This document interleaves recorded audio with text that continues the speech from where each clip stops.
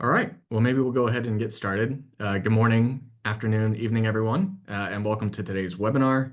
Thank you for joining us. We're certainly excited to have you here today. Just a brief intro. If we maybe go to the next slide, my name is Charlie Higgins. I'm the Regional VP for EMEA at Syndio. And so before we kick everything off, just some housekeeping items to quickly run through. First and foremost, the information we're providing is not intended to be legal advice today.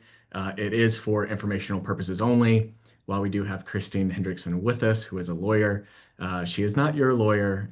So again, not providing a legal advice on the call today. Also, if you'd like to enable a live transcript, please turn on the closed caption settings found in the Zoom toolbar along the bottom of your screen. And then for privacy purposes, attendees' audio and video will be disabled and the attendee list will be hidden.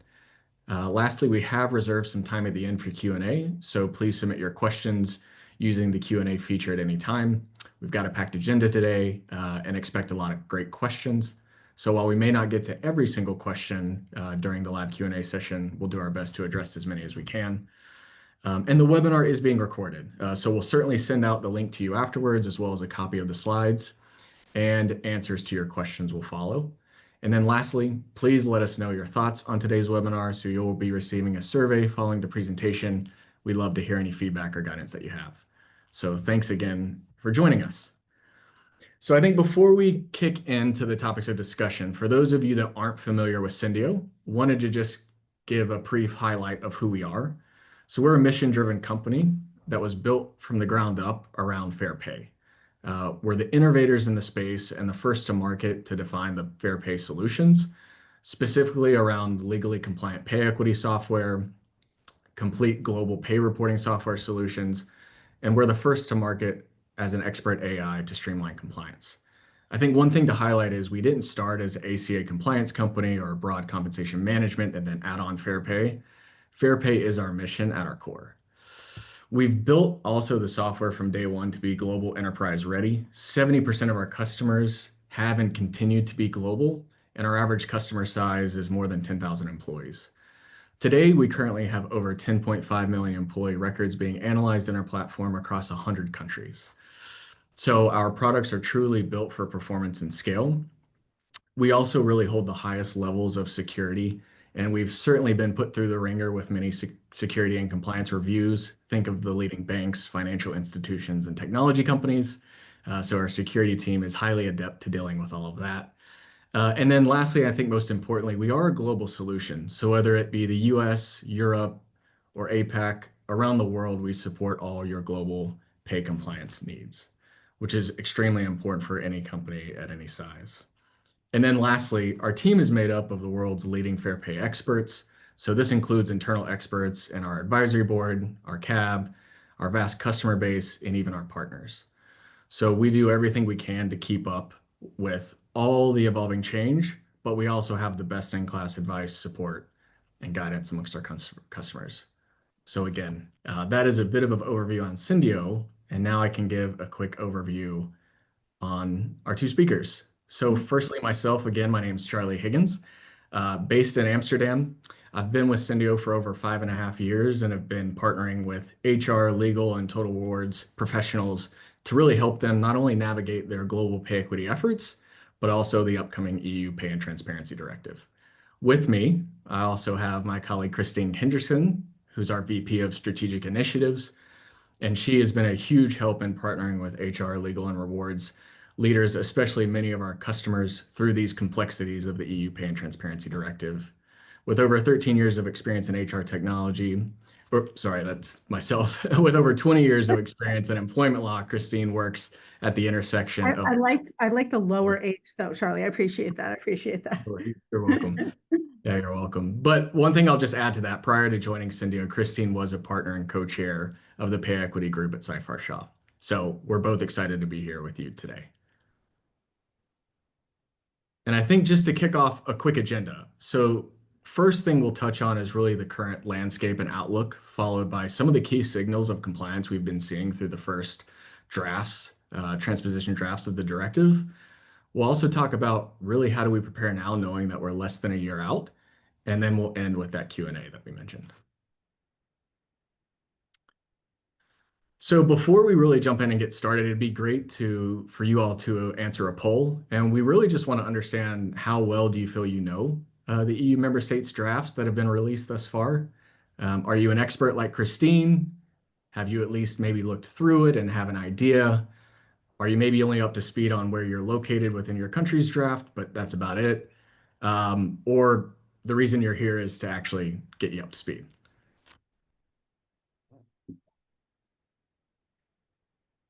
We'll just give everyone a few seconds to answer the poll.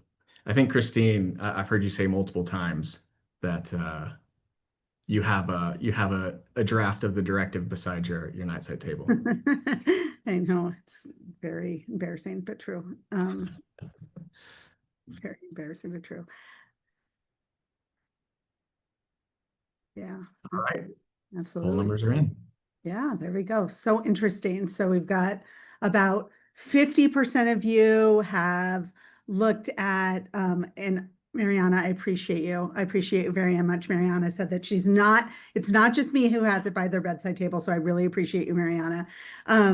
But it looks like 50% a little bit more than 50% of you have looked at these drafts or have gotten that. And 31% are kind of coming at this new. And then we have Mariana, who could give a TED talk. So really appreciate, and I looking at through the list of attendees, I know that that's many of you, and I think that 5% is probably a little bit low. But really thrilled to talk through this with you. So the EU Pay Transparency Directive, at its core, has these two types of requirements. The transparency requirements, which will kick in less than a year, which is still kind of catches my breath to say. But in June 7th, 2026, all of the greater transparency obligations kick in, and those apply even if you have a single employee in the EU. So broad application and coming at us soon. The reporting requirements, the pay gap reporting, the joint pay assessment, of course, kick in not until 2027, with a threshold of 150 or more employees for that first round of reporting. Although, as we'll see, those thresholds may be lowered as we are going through. So hold loosely to that 150 number, because as we continue to move through the process of transposing drafts, we're likely to see that many of the member states kind of lower those thresholds or retain their existing reporting requirements at lower thresholds. And of course, as we noted, that's just the floor, not the ceiling. So member states may add additional obligations, and that's certainly what we're already seeing as we peek inside the first 7 drafts. So where are we? Where are we right now? We wanted to talk through what are the key signals that we're getting on compliance. Charlie and I talk a lot about the fact that it feels like this landscape is starting to firm up in some respects. And the first 7 drafts really do share a bit of information about kind of where things are headed. So as we think of these first 7, we need to think of them in kind of 3 different buckets. The first one is whether or not we have a full draft or a partial draft.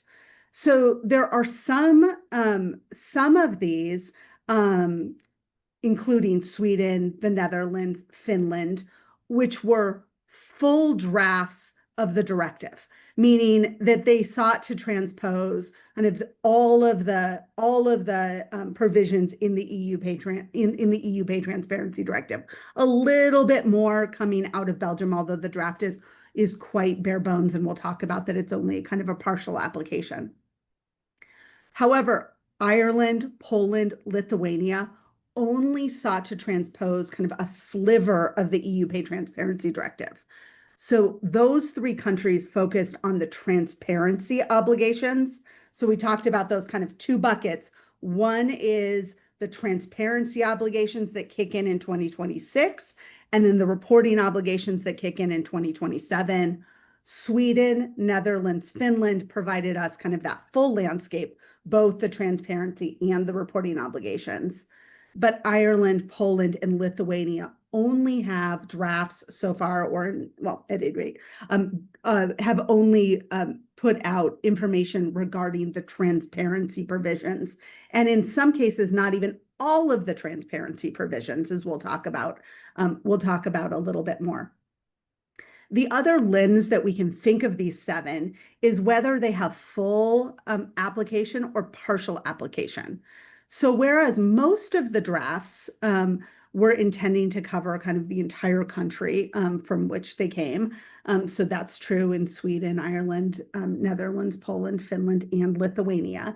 When we think of what we see out of Belgium, it has a really limited application.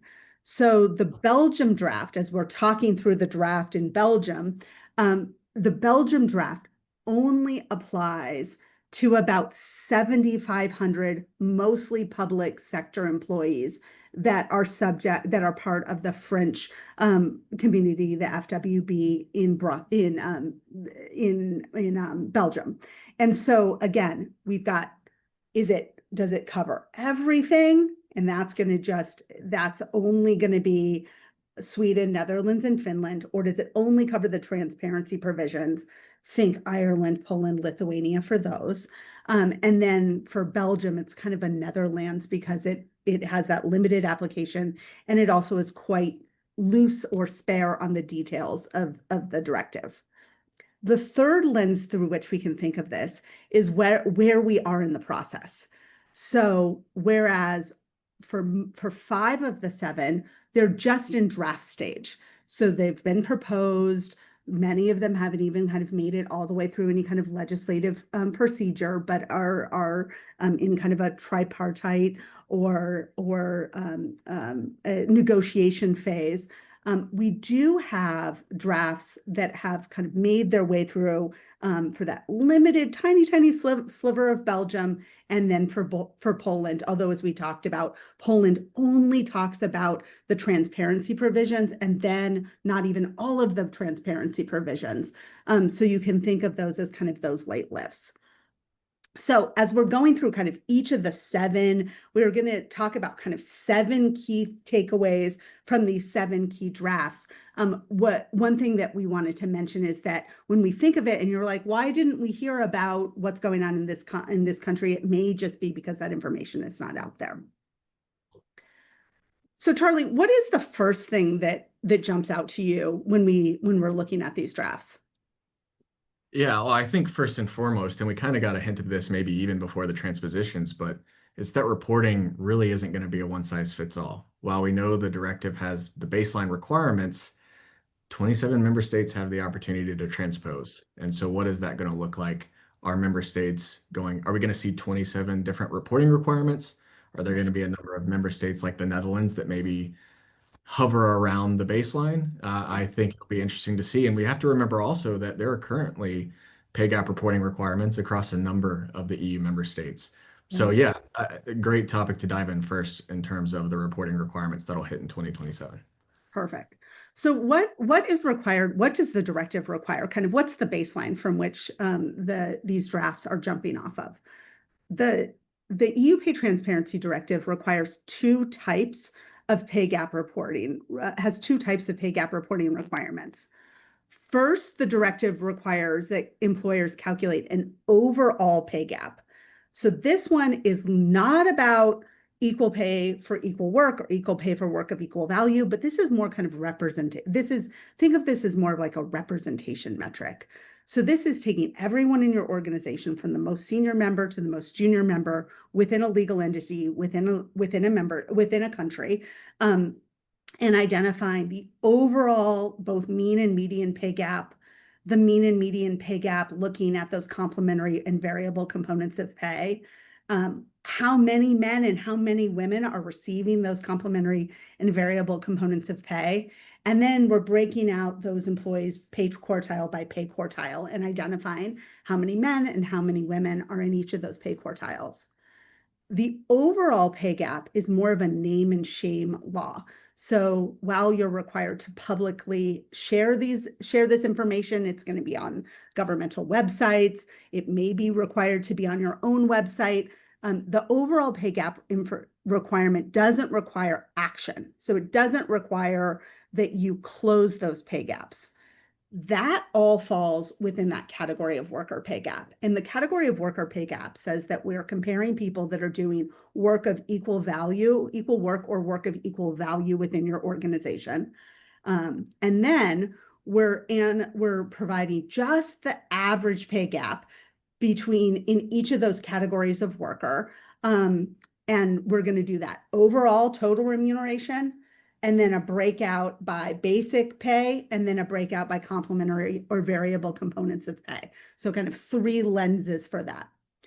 If there's a gap of greater than 5% in the total remuneration, then that is where you're required to explain it or correct it. So that's where we start.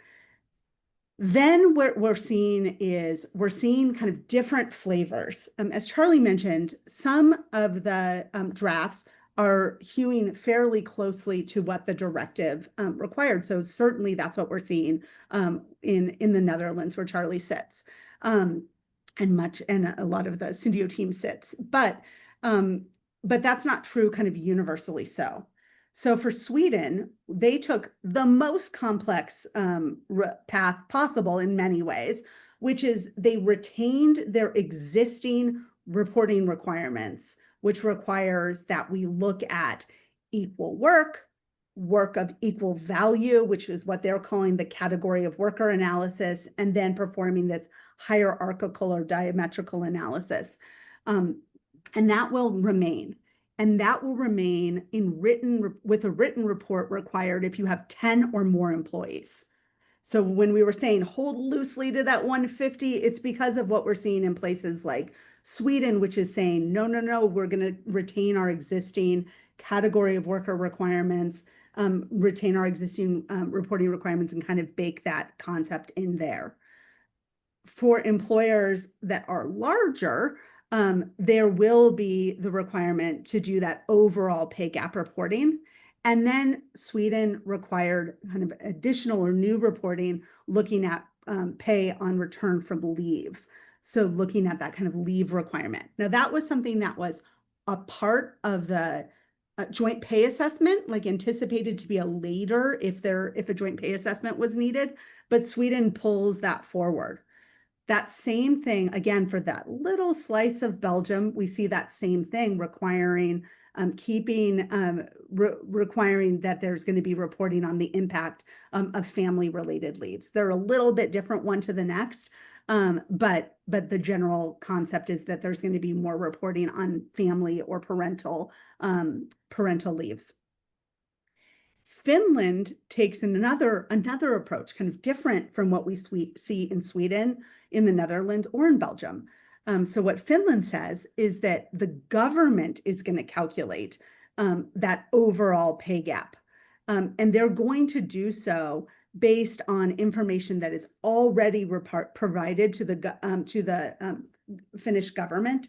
And only will employers need to calculate the category of worker pay gap. Interestingly, while they kept that larger threshold, they kept that existing reporting requirement in Finland, and they kept that at that lower threshold. So again, a really complex landscape. Okay, second one, Charlie, Yeah. So, one of the key topics that we hear all the time is there's the compensation elements, the benefits elements. It's so broad and overarching. What the heck do we include? And I think the key news flash is, believe it or not, free coffee isn't going to be driving your pay gaps. And so we really wanted to touch on that topic today. So Christine, back to you on kind of what we're seeing thus far. So one thing that we're seeing is this first of all, we're not seeing an enormous amount of specific guidance yet, more to come. So Netherlands, for example, provides some broad definition of pay excluding only employer-wide costs that are not tracked at the individual levels.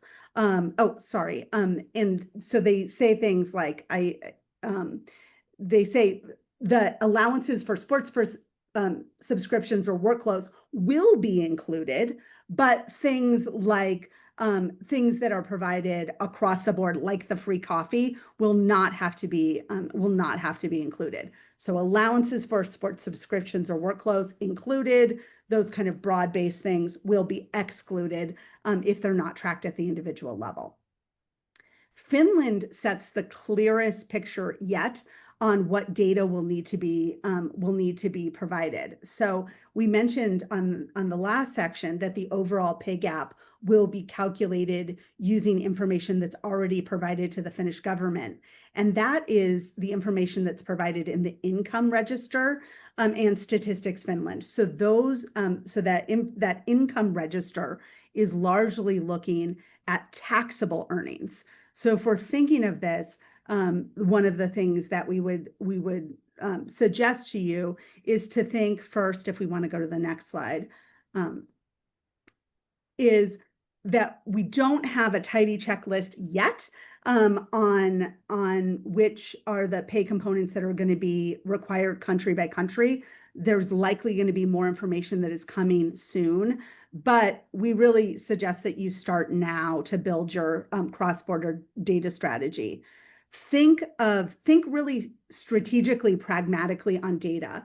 We recommend that you think of the largest discretionary taxable pay components because it's landing a little bit more that we're likely going to be looking more along the lines of those taxable earnings or things that are provided at an individual level rather than at kind of the group-wide basis. Although that may change because we're doing it on the basis of just a few drafts that are full. But still, it makes a lot of sense to start at your analysis now, focusing on those largest taxable pay elements, because we can, of course, pull in more information as we get more guidance coming forward. Yeah, great insights, Christine. And I think if we move on to the next, because we still have quite a few to get through, I think one thing that's really interesting is the idea of the pay scale transparency is really going to depend on where you hire. And I think I've seen some comments on this already throughout the webinar, but what we're seeing is that are we going to have jurisdictions that are going to require it in the job ad itself? Are we going to have some jurisdictions that say, hey, no, you just need to verbally share this at some point throughout the interview process ahead of the hiring? So this could also be very different. And then figuring out internally, do we want to align in one unified way, or do we want to have a Swiss cheese approach on how we do that? Could be very interesting. So Christine, what can you tell us from there? Yeah, absolutely. So the directive, what the directive requires at its core is it doesn't mandate that you have to share the pay range and where applicable, the relevant provisions of the collective agreements. It doesn't say it has to be in the job posting. What it says is that it has to be at a point that ensures that you can have informed and transparent negotiation around pay. And it gives as examples things like it could be posted on the job posting or prior to the interview or this broad catch-all or otherwise. So it gave each of the member states, each of the countries that are transposing the directive quite a wide berth to determine kind of what makes sense within their countries. And what we've seen so far, because one area that we've gotten more guidance, one topic upon which we've gotten the most amount of guidance is really around this kind of pay scale, because this is where a lot of the drafts are going. So when we think of this, while some of the drafts, like Sweden and Poland, follow the directive's path. For example, in Sweden, it says that it doesn't have to be on the job posting, or even that it says it needn't even be at that first interview, but it must be provided at such a time so that informed salary negotiation can take place.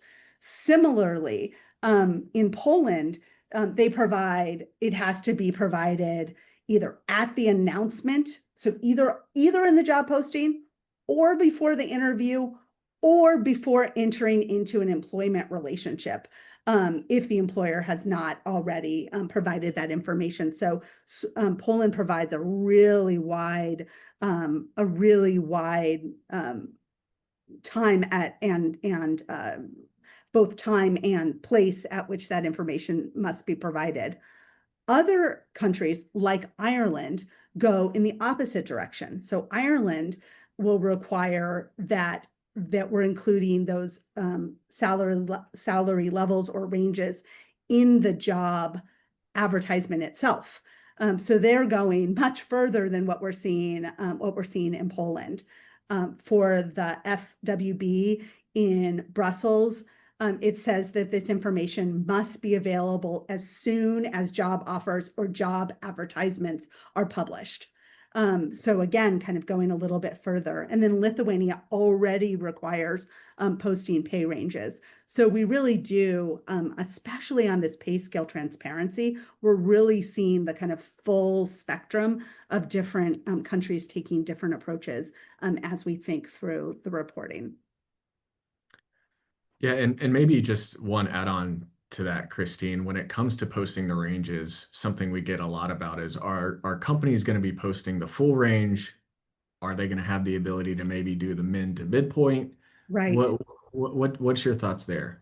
Yeah, the directive is silent on this, and it doesn't say on this. So where we're seeing in the U.S., we have this concept of kind of this a reasonable range with a lot of discretion. It doesn't even provide that much guidance in the EU Pay Transparency Directive, and certainly not as far as we're seeing in some places in Canada, which says that the range can be no wider than 50,000 Canadian dollars, which is kind of the furthest extreme. The directive doesn't provide one way or the other.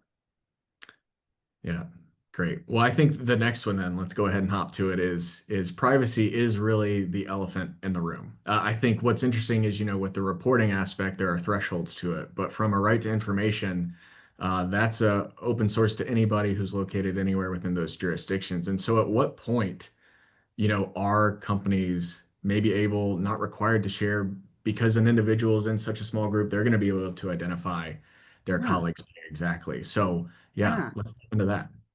Yeah. So what does the directive say? The directive says that the directive, and if maybe one more slide may have gotten out of order. At any rate, so what the directive provides, it's okay. What the directive provides is that that it defers to member states to provide more guidance on when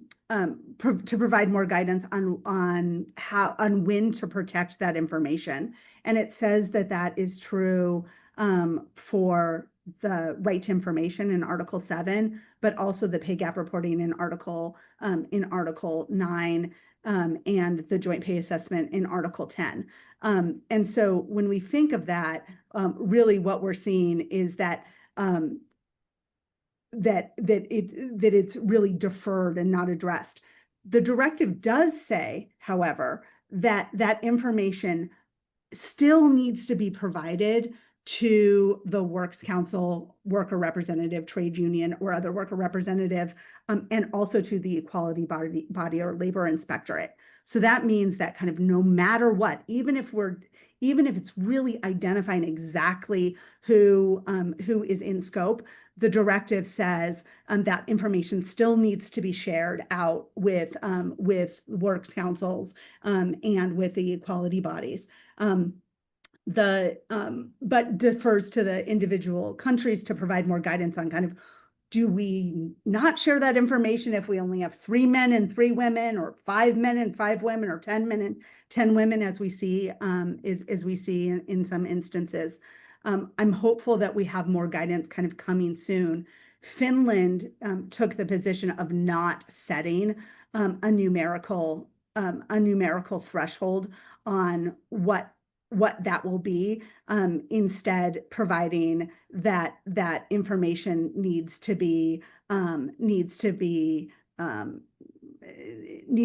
have a reasonable certainty of not identifying employees. So they say they didn't provide a fixed number, but said there has to be that reasonable certainty of identification, and then that information can be withheld. In Sweden, they also say that the disclosure of the average salary data, the right to information, is not seen as triggering sensitive data protections. There's an acknowledgement on edge cases, like really small groups where you're revealing individual salaries. But again, there the risk is seen as low, and they don't set a minimum threshold. So the norms may come, but it may be that there's also discretion left to employers to set that within their own organizations. Okay. Yeah. Certainly an interesting topic there. So I think another one, and this is one we're hearing a lot of information, misinformation perhaps, but flexibility remains on the category of worker groupings. So there's a lot of insights out there, and I know Christine, if we hop to the next slide, you kind of can touch on that a little bit from what the directive clearly states. Yeah, the directive says that you have to have a gender neutral process to classify roles. And they just say, but it says that you should be able to base it on existing union guidelines and those gender neutral job evaluation and classification systems. So when we think of what is a gender neutral job evaluation or classification system, or what was the EU thinking about when they were thinking about these gender neutral job classification systems, they did an entire working session around this. And so on the next slide, Annex 1 of one of these commission working documents was focused solely on what is a gender neutral job evaluation or classification system. And there they said that there's, kind of many kinds of job evaluation or classification systems. You can rank employees high to low.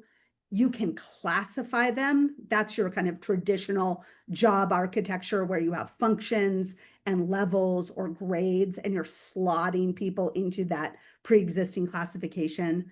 You can have a factor comparison or points. And it doesn't say that you must do one or the other, but provides instead that there's kind of multiple ways of looking at this. And so far, what we're seeing is that there's still remains a fair amount of flexibility in the early drafts that are allowing different approaches to approach this. So Charlie, what else are you hearing on that? Yeah, well, I think it's good to kind of reiterate again that the directive says you need a gender neutral job evaluation or classification system, but not a full-scale rebuild. And I think some of you might be hearing that, oh, we've got to rebuild our entire thing and go through this brand new reclassification, job evaluation, rejob architecture. But again, for most large enterprises, you likely already have a classification system or global architecture or framework. And so, that can count. We've talked to a number of folks that have been really dialed into the directive, and the purpose wasn't necessarily to require you to rebuild everything. And really knowing that where you're out, is that something you can even feasibly do? And so it's more so about justifying why you are grouping the way you're grouping, having those justifications around that, and being able to explain that clearly, not only to your employees, but to those worker councils and worker representatives. So again, if we were to focus on fixing or rebuilding, are you really going to have time to analyze and try and fix and resolve before this thing goes live? Likely not.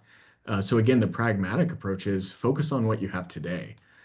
Group the way you have your grading structures, especially if you are a large enterprise. And then you can tweak where need be, is kind of the advice and the communications we're having amongst many, many organizations, both in Europe and abroad. And I think kind of just moving on to the next topic quickly, and this is also an interesting one that raises a lot of eyebrows, but we can't forget about the temporary workers. So Christine. Yeah, or can we? I hope I don't know. We'll see where this lands. So what does the directive say? So the directive takes a quite broad definition of which workers are included. So it includes, the directive indicates that it applies to all workers. So it doesn't say employees, it uses that broader definition of workers who have an employment contract or an employment relationship with an employer. That is what is defined by law, by collective agreement, and or practice and force in each individual member state, which sets us up to the ability potentially to have many different kind of flavors of this. And we're starting to see a little bit of that come through in the draft that we see in the Netherlands. So what does the Netherlands say on this? The Netherlands defines employer similarly to we see in the directive. So it says that it's any organizational entity that's acting as an independent entity in society under which work is performed.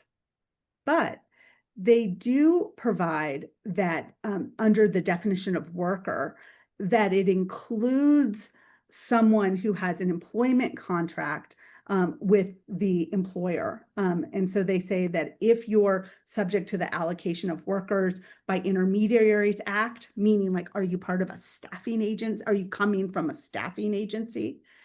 That staffing agency worker, the Netherlands draft says, is to be on the gender pay gap report and the right to information, where based on the hirer, like where the person is sitting, rather than based on the staffing agency's report. So let me say that more clearly.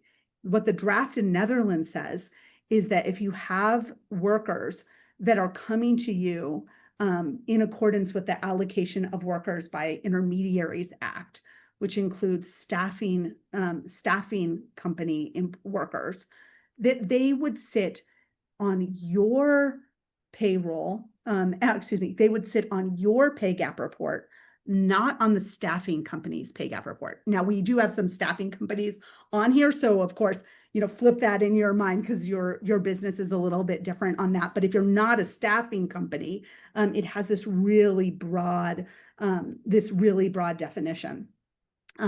Another ambiguity in the Netherlands law is that they use the term for enterprise in Dutch.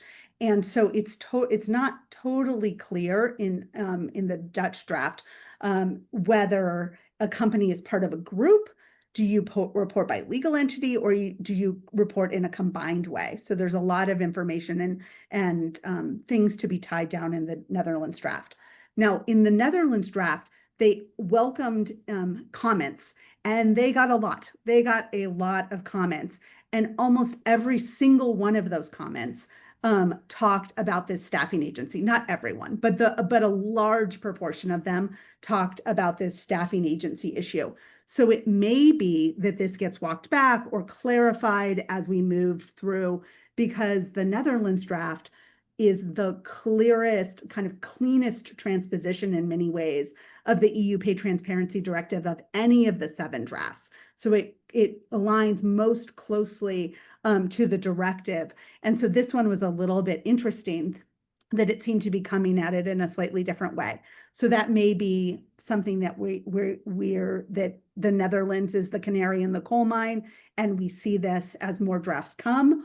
Or it could be that Netherlands walks it back, or it could be that Netherlands keeps it and stands alone. And where that kind of lands is still something that is a little bit unknown.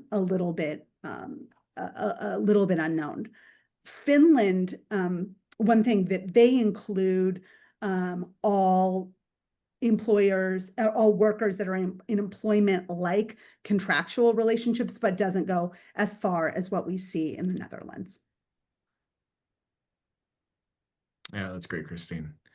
And I think this one's probably atop everybody's mind because less than a year from now, we're all going to be announcing to our employees they've got the right to request information. So the right to information seems to be holding strong. But Christine, what can we see from the early drafts? Yeah. So the early drafts are really holding firm. So in an earlier draft of Poland's law, they had proposed shortening the response time to just 14 days. But that didn't make its way through the version that was ultimately signed by the president in Poland. That has been rolled back. And in fact, the right to information is not addressed at all in the version that was ultimately adopted in Poland. So more to come out of Poland. Sweden takes kind of an interesting approach, and I think that it's one that when I read it, when the Sweden draft came out in May of last year, can't believe it's been over a year, of May of last year, they said that employers can use their annual pay analyses to meet these requests. So that gave, I think, some comfort to some employers because it wasn't the one of the kind of unknown and still frankly unknown questions of whether or not do you have to keep refreshing this information, how up to date does it need to be. But in Sweden they said that the equal equivalent groupings that are used in the salary mapping reporting can be used. So meaning if you're basing it on that kind of annual earnings, you can adopt that and use that going forward in Sweden.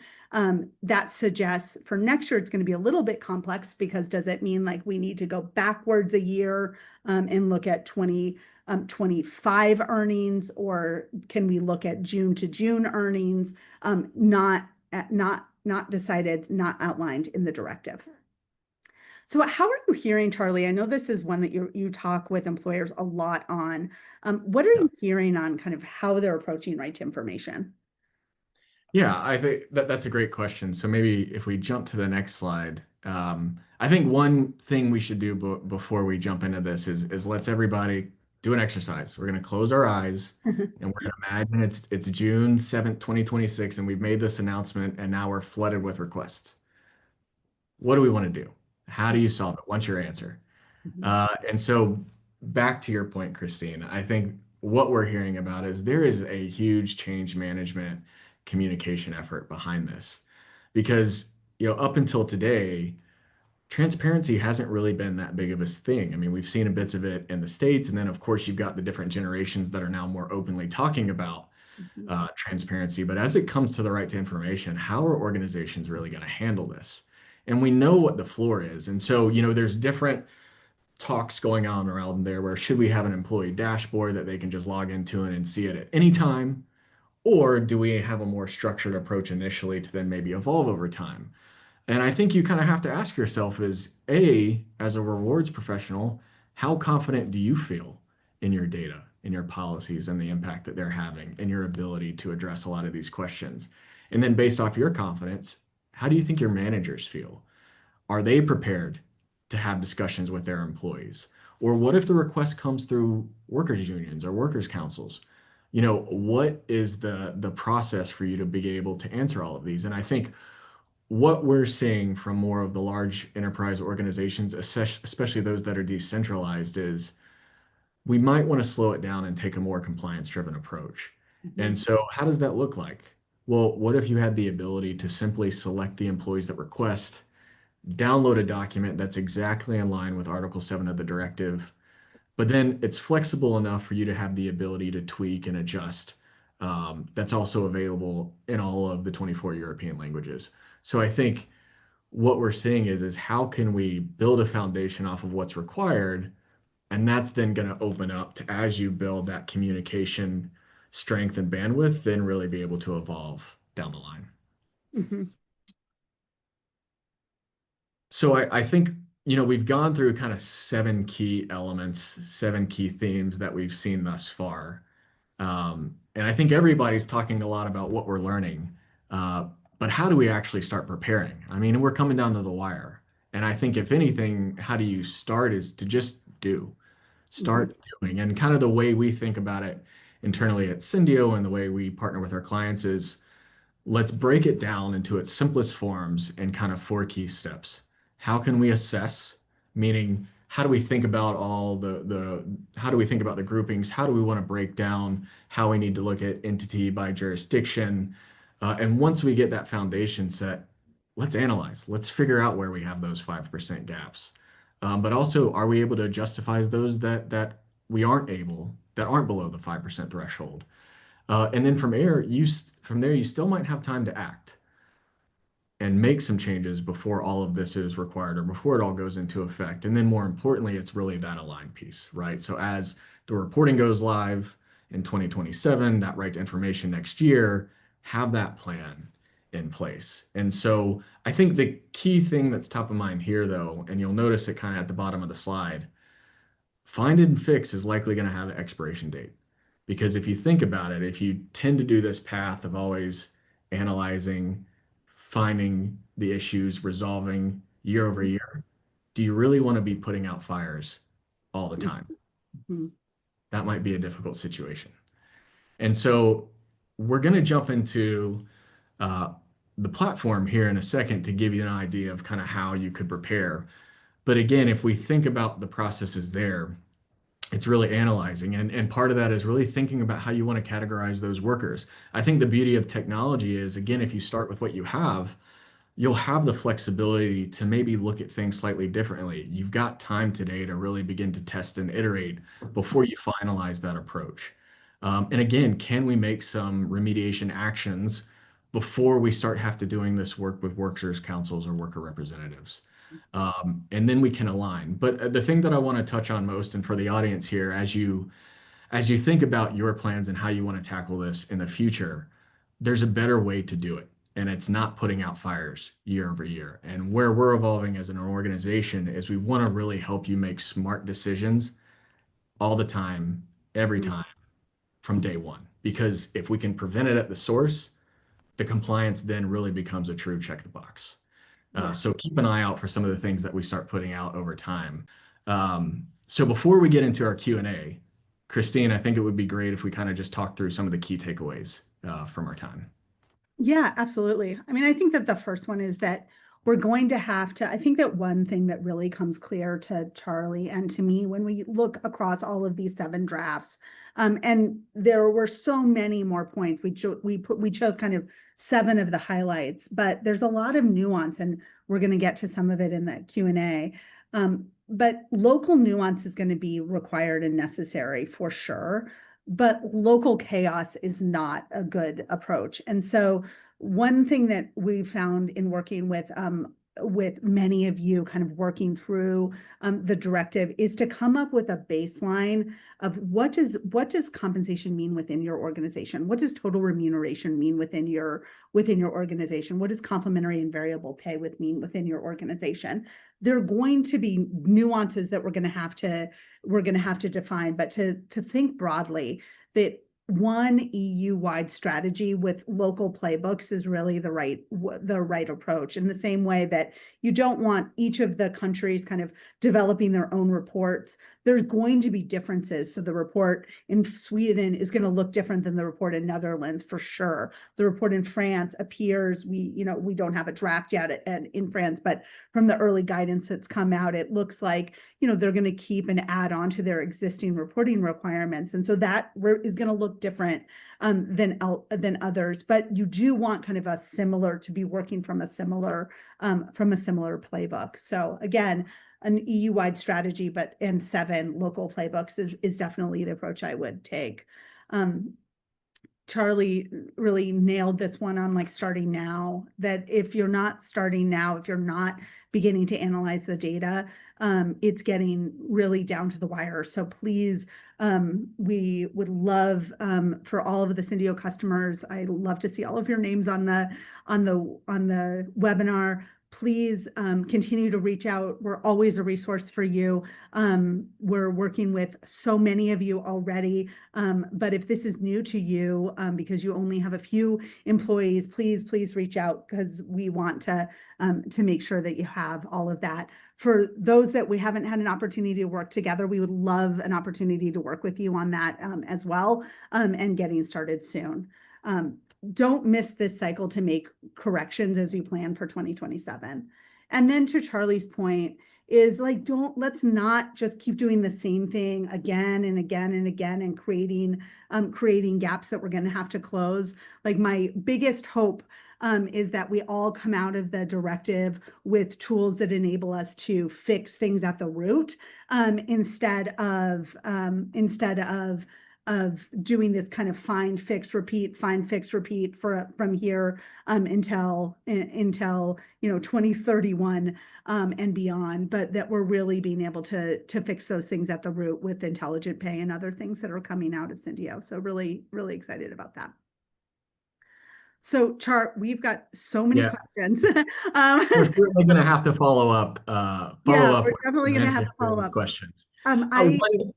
Yeah, Go please. ahead. No, Yeah, please. I just said one that I think was top of mind, especially Yeah. as we kind of were going through that right to information. What are the time periods to that? Is that going to be a rolling annual cycle for the right to information? Is that actual calendar year? Right.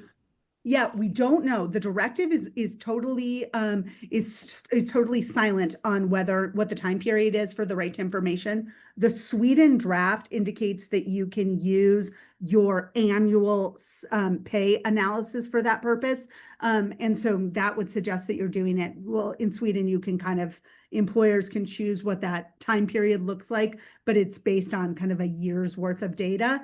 And so that information is likely, so we're likely to get more guidance, but what we're hearing from others is that they're either going to use 2025 data, or if they have an opportunity to make corrections in this next cycle, kind of June 2026 with a 12-month look back period for that first report. After that first one, you may want to get on the same cadence as your pay gap reporting, but that's up to you. And the nice thing is in the Syndio platform, you can do any of those things and test various different approaches. Yeah, one that Charlie jumped out to me is there were a lot of questions on works councils. What is it? Is that what you were going to say too? Okay. So there were many questions on kind of, do you have to have a works council? When do you have to engage them? We should do a webinar just on that, I think. What the directive says is that basically, if you have a works council or a trade union or an existing worker representative, you must consult with them around what the groupings are and what the controls are. They can also, works councils, trade unions, other worker representatives are also able to request the right to information on behalf of employees. So that's kind of early stages. If you don't have a worker representative, what the directive says is that if you get to the point, so we're in 2027, we've done our analysis, we've identified that there are some pay gaps, we can't explain them, and we're not going to close them. And we're now till the end of 2027. What the directive says is that if we get to that point and we have to go into a joint pay assessment, then you have to a worker representative must be, you must have a worker representative to go through that joint pay assessment. So the bottom line is that if you have an existing works council, trade union, worker representative within that country, then those conversations must happen prior to the reporting or right at the time of reporting around groupings and controls. The worker representative, trade unions, or works council can also push back if they don't believe the right to information was full or complete information, or they had questions around that. They can also request it themselves. If there is no works council, then that is pushed out a little bit into the point of, if you have to go into a joint pay assessment, then one needs to be assigned.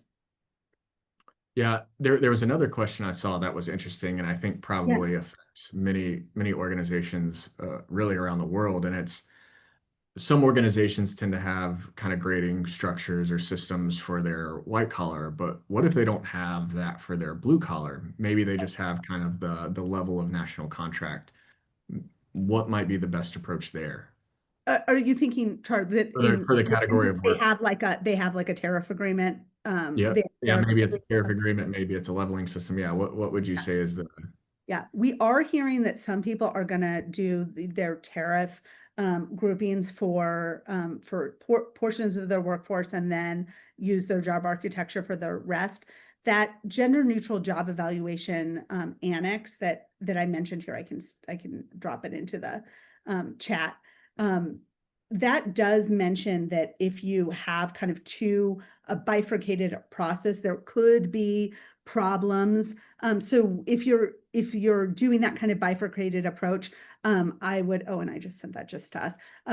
Would you mind, Lauren, sending that to the full chat? I may be able, no, I can't.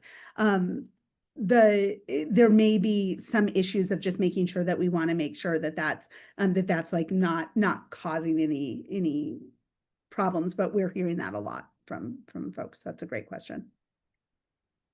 Yeah. There are so many questions.